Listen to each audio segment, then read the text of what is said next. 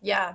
This is a good question. I've actually done this a bunch of different ways, and I don't actually have like one. I'm very agnostic about which one you pick. I've picked whatever I think is right for the time that we're in as a company, and I've kind of chopped and changed as well. So you can do one which is around like funnel, which is actually something that product teams sometimes do. They're like, you've got like a activation, awareness, kind of brand product squad that's working on like your website, what happens when people landing pages, those kinds of things.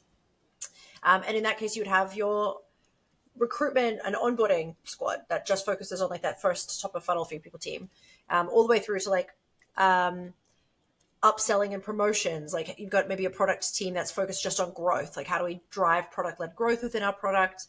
Well, in the kind of people team version, you might have a team that's just focused on like upselling promotions. I say upselling, it's like that's what I consider to be like kind of product led growth within your HR team, right? It's like every time you promote someone, you're kind of saying, it's kind of the equivalent deal as you do when someone buys a more expensive version of your product. You're saying like, we'll give you more, but we're kind of expecting more of each other, right? There's like this kind of increased buy-in.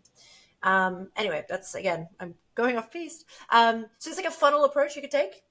Another approach which I really like is like focusing on like specific parts of like the employee experience that aren't necessarily funnel orientated. So it's like you could have one that's all about like engagement, learning, promotion, manager relationships, and one that's more about like difficult situations, challenges, policies, one that's about like efficiency, process design, that kind of stuff. There's another one you can do which is focused on like, we just every quarter pick a problem statement, and you don't get to say. We just say like, okay, we pick 5 problem statements and you just get one as a squad. And then the last one, which I do like, is each squad's focused on getting a metric right. So like one of them is just focused on employee lifetime value to CAC payback, so like performance. One of them is just focused on internal net promotion retention rate, which is like how many people are we promoting and then retaining long term.